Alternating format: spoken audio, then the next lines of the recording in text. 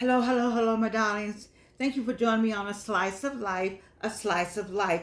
I was not going to wear these glasses today, but let me tell you what happened. I was looking at Tamron. You know I'm going to be on Tamron's show, right? You know I'm going to be on Tamron's show. Tamron, know that I'm coming because you had a guest on. They had these glasses on. I was screaming. I'm like, yes. God always sends me a little message to know. I don't know. I just said I'm on the right track. I'm on the right path. I know I'm on the right path because I had not ever seen anybody in these glasses before, and there's no glass here. It's just the what you call it, these threads right here. And I was not gonna wear, but I saw this lady on Tamron with these glasses on. I said, Tamron, look out. I'm coming. Yes, I am. Anyway, I'm just so excited. I was so excited. I'm so excited. And let me tell you what I want to talk about today. You know, I have, God, I love it when God gives me something. Woo! So I was talking to Wayne McMillan, B. Wayne McMillan. We retired from Delta Airlines. And one of the things I talked about, I asked him about ANSA, then I asked him about people that I knew at Delta Airlines, and we talked about, how they looked in the lobby.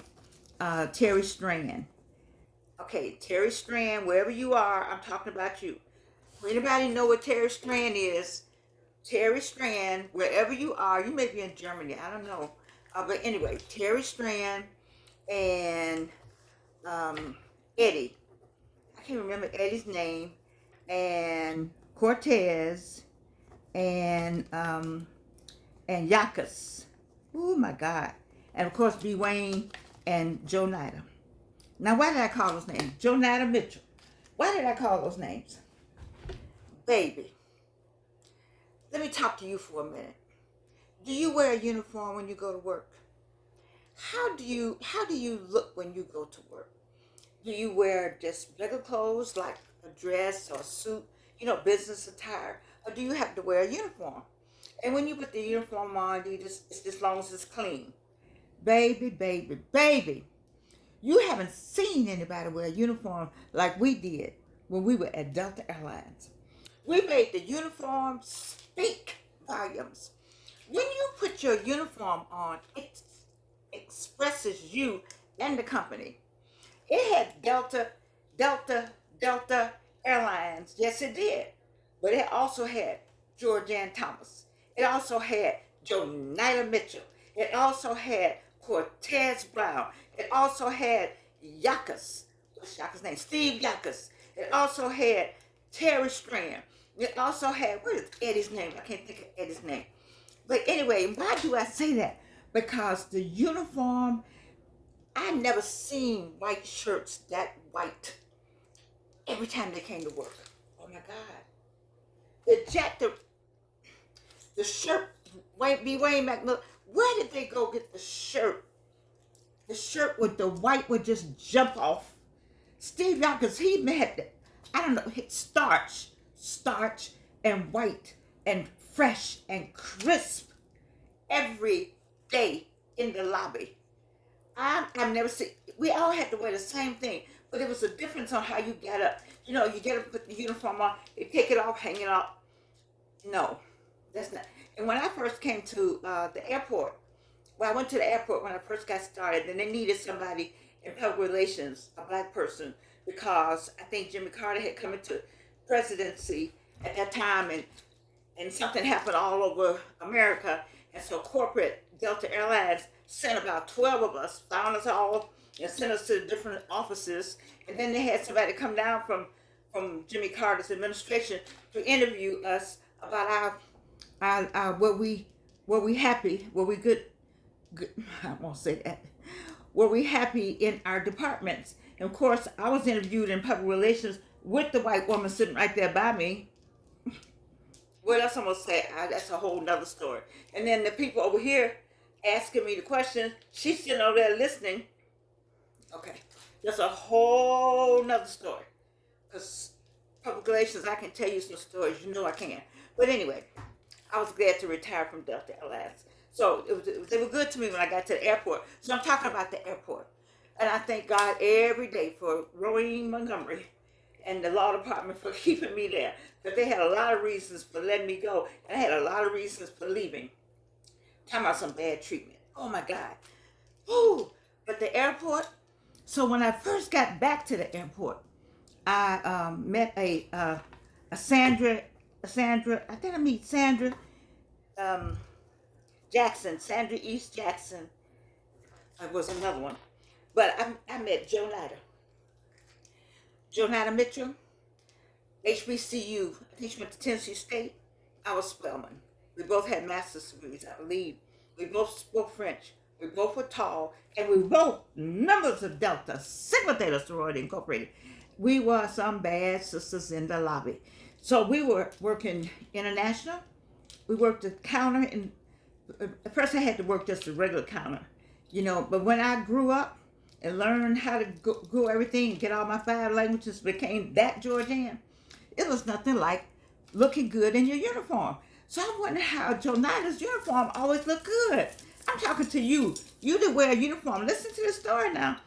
I said, Joe Nida, how your uniform don't, how do you get the uniform like that? She said, you have it tailored. I spent more money. I just told Wayne today. The uniforms came out of your paycheck. I barely had a paycheck keeping up with Joe Nida because you had to have X number. That's number 1. X number shirts, number 2. X number scarves, number 3. And then we added something to our stuff. We didn't tell nobody. Extra length, extra something, extra everything. And we were just extra. But we were some bad sisters in the lobby. People said, where them two? Joe Nida and Georgianne. Then it got us mixed up. We're both tall, both brown-skinned women, couldn't say one light, one dark, none of that. And we both look good.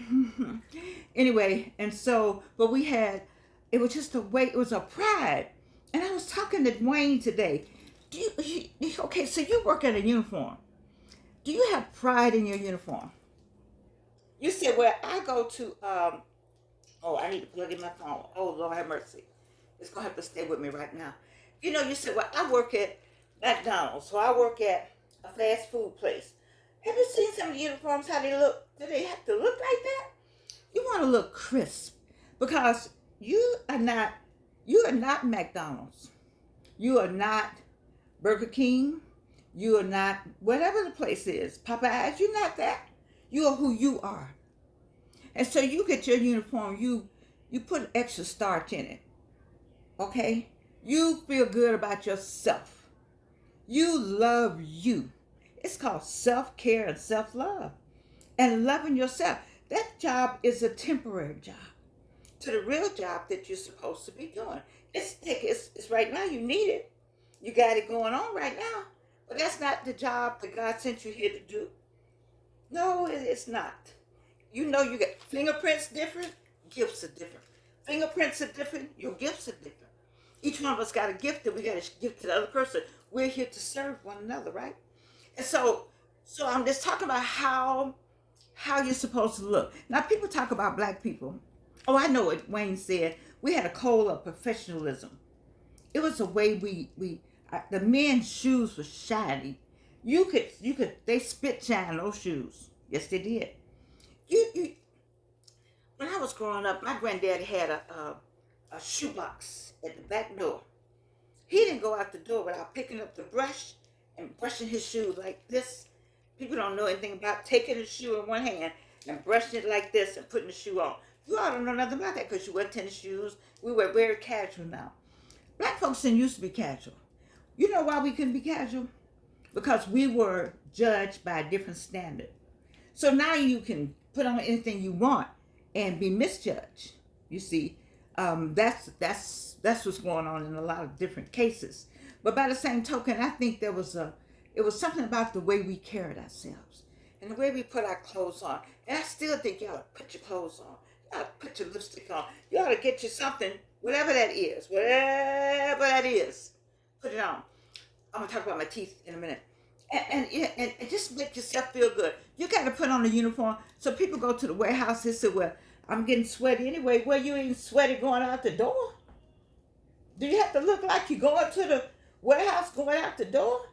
Can't the jeans be? Can you what they have? Listen, we didn't all have washing machines. Wash, get you more than one pair.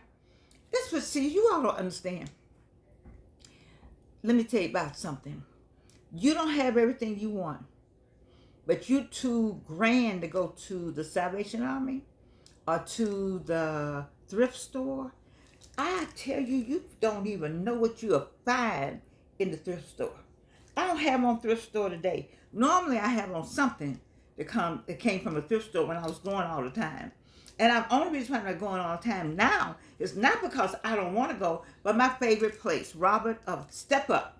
It was too far. I was sick, too much for me to drive. The pandemic, the 2 colon cancers, the 3 cancers altogether. It was too much for me to go. So I just haven't been to anybody else. And plus, I got bunches of stuff in my car that I'm gonna take to the Salvation Army so somebody else can enjoy it. But listen, baby, don't you dare act like you gotta go somewhere and buy something new. You better go out there and look at the labels. You can find all kind of stuff. People like me take clothes, some good clothes out there. People gonna love my stuff. When they get it, gonna be like, woo, woo, and be girls, Anyway, I'm just letting you know. Cause you're wearing a uniform does not mean you got the look. Your uniform doesn't need to look like anybody else's. Your uniform needs to look like you. You're coming to work, yes, but you got somewhere else to go.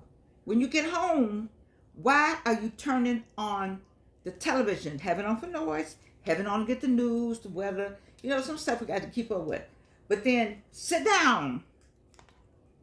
Pen, paper, pen, paper, write those things you know God has told you to do. Write them down. Write them down. Because we're getting older, but we're not getting old. I didn't get my doctorate degree until I was 66 years old. Now, I don't want you to wait that long, but I was 66. I cried like a baby. Oh, my God. When I got the letter, I still got the letter. Dear Dr. Thomas, woo! At 66. I was supposed to have it at 33, but I was stupid, foolish. I was in the midst of a divorce, and I just threw up my hands. I threw up my hands. So much was going on. I had a kid, didn't have any money. Divorce was bad. I just threw my hands up. I was admitted to the PhD program at Georgia State. I got my master's, and they took me right on. Dr. Blanche Hamilton and myself, 2 black women. It's back in the 70s. And I just threw my hands in the air, like I just didn't care. Because I just couldn't think. There was too much going on. And then when that first cancer came, I said, oh, wait a minute now. Wait a minute. I got to have on my obituary where I started out. That was in 2002. This is 2024. I guess the Lord said, let me just shake you into getting that doctorate. Because it's worked for me. It's been good. It's been good. I've been able to just touch some students, taking care of my children. Number one with me. But let me talk about you in those uniforms. That's where I started. I talked about personal appearance because it's important, not for anybody else. Don't worry about these people out here judging you. People, you always dressed up. Excuse me? The optimum word in that is you. Absolutely. Because I am who I am. You are who you are. Do not listen to these people. Is the blood still running? Maybe some blood. Can you see blood? I don't know. Maybe when I get up, you can see the blood on the back of the chair. Are these people who are smiling in your face and stab you in your back? Don't listen to anybody. Put that uniform on. Put it on with pride. Whatever it is. Why you got a shirt on? You working at the Dairy Queen, and the shirt the same color as the counter. The counter gray. The shirt's supposed to be white. What? What is wrong? What? You know how to make you feel to put that uniform on. Let me tell you something. I was not coming out to Delta Airlines without my uniform being right, because I admired the way they look. That's Steve Yonkers. I think he's number one. He neck to neck with Wayne McMillan. And no. Number one, Cortez Brown. Do y'all know Cortez Brown? He's still working out there. I don't know where he got his white shirts from, but I know they didn't come from the uniform company. Because they would be white. They would be, I don't even know what white that is. That's how white they would be. And they would say, I'm white, I'm white, I'm white, I'm starched, I'm fresh. Every day. Shoes would be like, you could see yourself in Cortez Brown shoes. That's what I'm talking about. And you see how long it's been, and I still remember that? It's you. That's how he felt. He didn't care. Cortez, didn't care what you thought about how he looked. Cortez liked the way Cortez Brown looked. And if anybody's watching this, Emory Jr.'s watching this, he was another one. You call these people up and tell them. Because it was Jonata that got me on point. You know, because she was like the best. You couldn't beat her. You couldn't. And she wore stilettos back in the day. Walked, oh God, she would walk all the way out to the concourse and back. Oh my God, Jesus. Oh, yes, she would. You know, but it was a pride. That's what Wayne and I talked about today. You know I love Wayne McMillan. We talked about a pride, a code of professionalism that you give yourself. You got to work a job. There's no shame in working a job. The shame is if you work in the job and not doing what God asked you to do while you not on the job or not working towards your purpose. That's the shame. Otherwise, work the job. Work it with pride. That's what I'm saying. Not pridefulness, you know, not looking down your nose, but you got your own pride. You work in, what kind of uniform are you wearing? You work in a grocery store. Why the grocery store be all frizzy, all around here be all frizzy? Yours shouldn't be frizzy. They should, you know what, people should talk about you. See, let me tell you. Get people to talking about you. Because your uniform doesn't look like their uniform. Why your apron look like that? Why wouldn't your apron look better? Why wouldn't you take your apron and look better? Why wouldn't you put a little something on your uniform? Oh, wait a minute, wait. I need Wayne McMillan to tell me that racist man name at Delta Airlines when I had a, white girls could wear anything. So I had a barrette in my head, not a barrette, something. I had my own hair, by the way. When I had hair before the cancer and all that, I had my own hair. I had my own teeth. I gotta tell you about teeth. So we're getting impressions. So I'm gonna get some you take in and out, I guess. Well, at least I can smile. I want to smile so badly. That's my only thing. I had such a pretty smile. And I don't know if I'll have a pretty smile at 81, but it'll be pretty for me. And it may be pretty for somebody out there that might say, ooh, she got a pretty smile. I won't go there. But let me tell you. I'm just excited about pride in appearance. We as a people, we start following everybody else. That's not how we used to look. And you let people talk about why you always dress up. Don't worry about that. You look nice. You wear nice. Because when they stop you, they're going to stop you before they stop them. Look, their teenage boys and girls can look like something the cat drug in with their white skin.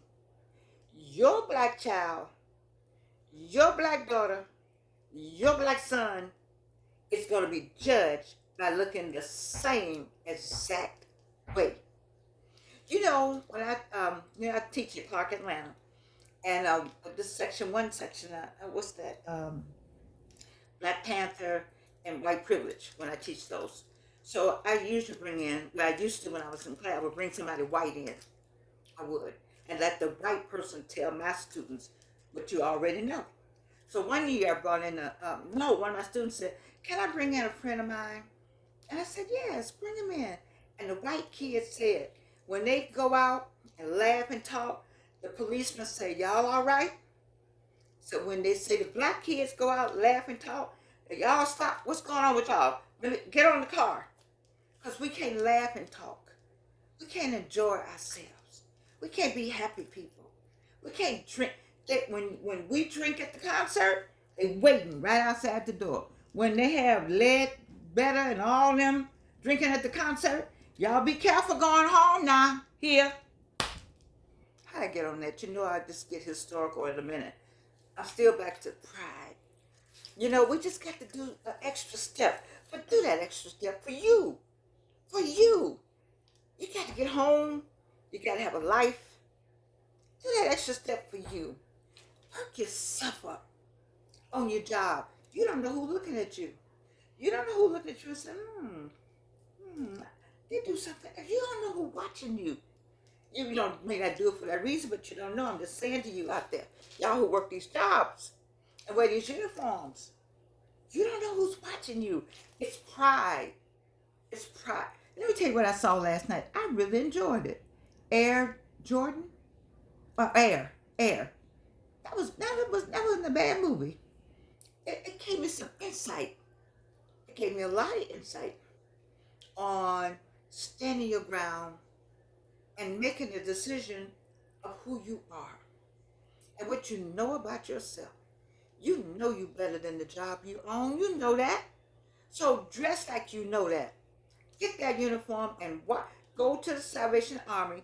Get you some blue jeans. If y'all can wear blue jeans and something, go get you 10 pair for $2 and wash them. Get the best ones they have. And hand wash them if you have to and let them dry. And fold dry in the way you fold them so they always look fresh. Get you some spray starch. You don't have an iron board, get an iron. You can get all that at the Salvation Army, the Goodwill, what else? The thrift store. There's no reason for you to look like you look. That's just trifling. It is. You don't have to look like that. Have some pride in how you look. It's trifling. Don't be trifling. God did not send you here to be trifling. All right, so let me tell you what happened at the bank. That's my last on that. I got to tell you about the teeth thing. So I went to Regions Bank in East Point on Camp Creek. And I said, oh, ma'am, I'm sorry. I don't have any teeth right here. Guess what she said? When you were born, you didn't have any teeth, so what's the big deal? Oh, my goodness. I feel so free. She said, did you come here with no teeth? Oh my goodness. Is this to say I got teeth? Oh my goodness. Whew. I don't know who you are. I should have gotten her name. She was so kind to me. I was in there trying to put $1 above the dollar that I need to put. Oh Lord, I love Georgina. And I love you too. That's one thing. I love these glasses. Tamron, I'm coming, girl. Gonna sing my song. Can't we be friends? Yes, I am. All right, pride in appearance. Not pride, not being prideful, but just a pride in who you are, whose you are. Fingerprints are different, gifts are different. We are here to serve each other. We're here to serve each other. So my gift will serve you, your gift will serve me. Our gifts will serve somebody else. And so have some pride about yourself. Don't follow the crowd. Don't ever follow the crowd. Jim Jones, remember? Intelligent people. He said, drink the Kool-Aid, and they all did. Who does that? Stop drinking the Kool-Aid, people. Stop it. Especially since I love you, and you can't do anything about it.